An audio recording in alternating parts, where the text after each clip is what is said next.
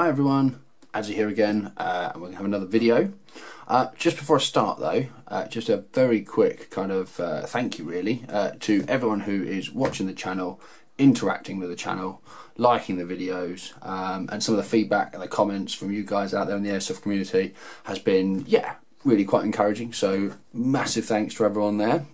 And on the back of some sort of positive feedback of some of my previous videos, today's video is going to be on piston heads and just some real simple basic differences between them. Now this isn't going to be too exciting, possibly a little bit boring, but hopefully a bit of information that you guys might find useful.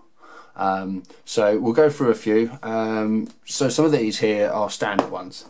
That one, another classic example, that's one out of Marui.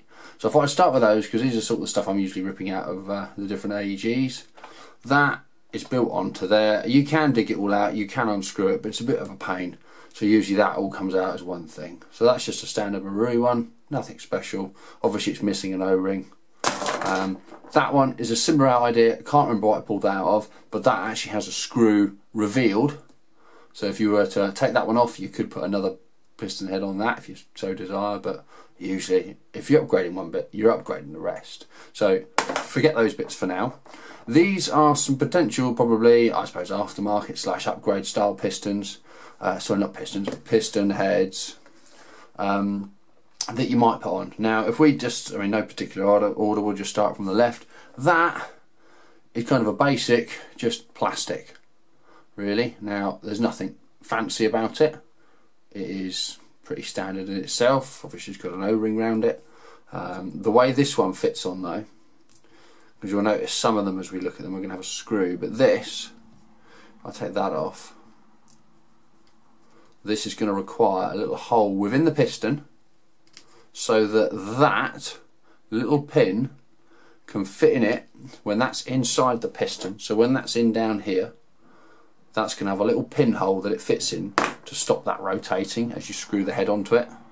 So just to show you what I mean about this little pin, so imagine that has gone down in the back of there, but for this demo we're going to fix it onto the front just for purposes, because obviously that you don't want to rotate when you're trying to do the piston up, because it would just spin for eternity.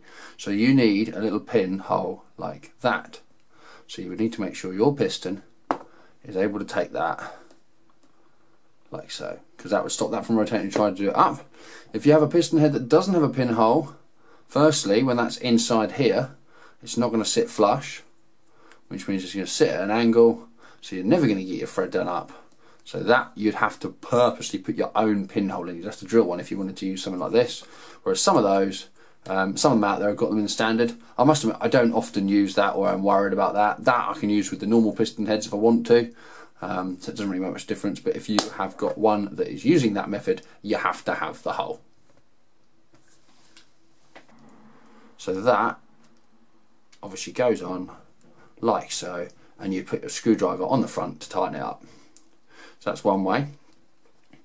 Now the next ones we're going to look at are going to have screws in the back, which is probably the more common way these tend to be.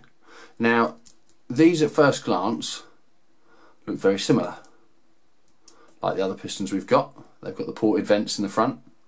I suppose just one little thing on these, those are important because as the piston goes forwards, air is compressed through these and pushes the O-ring to fill the cylinder to help keep your compression. So what you don't want to do is get too much grease and grime in those, because if they block up it's going to make the piston head less efficient. Obviously same goes for these, even though they're slightly different position, but they all do the same thing. Now really the only difference on these is this one, I don't know if you can see, has an O-ring built into the top of it. Now in all honesty I would probably take that off. I can't really do it now, but yeah, that I would take off, that little O-ring, so that you are just left with the main O-ring. So we're not talking about that one, we're on about the little one round the edge. Let me get something to take it off quick.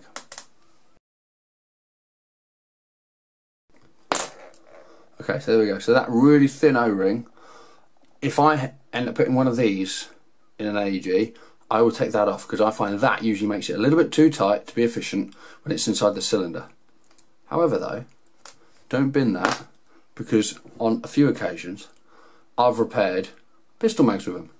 Because of that, this is a P226 mag, TM1, that repairs the O-ring in the bottom of the mag if ever you need to. There you are, there's a pointless tip. But yeah, normally otherwise that stays out, and then essentially there is no real difference between those. This little gem, however, sometimes referred to as the silent piston heads, has a kind of dome on the top of it. Now, sometimes these are slightly different materials. This is quite a firm, kind of, it's not complete plastic, it's a little bit squishy, but you get different sort of, I suppose, densities of the end bit. Now those, you need to make sure, if you're going to use that type of piston head, you have this type of cylinder head. So that has kind of a concave end to it. The idea is the dome bit on that fits in there. Because if you have one of these, which is flat, you can see the problem you're going to have. You end up causing damage to it, which is no good. So you want flat cylinder head for normal pistons, like so, and you want one with the kind of the sunken area in there that fits that perfect. So other than that, essentially these things are all the same. They're going to do much the same job. You just got to make sure you put the correct compatible parts with it. And that's all there is to them really. There's lots of other different colours out there and all sorts and bits, but that's just a selection of what I use normally. They just happen to all be blue, but that doesn't really make any difference. But yeah, so other than that, there's not really much more you can say about those. So I'll probably leave that on there. So hopefully you found that useful, and maybe that's helps you in some way. But if you could leave a like, maybe subscribe to the channel if you haven't already, and yeah, do get sharing, because all this positive feedback is very much appreciated. But that's all for now, and I'll see you guys on the next one.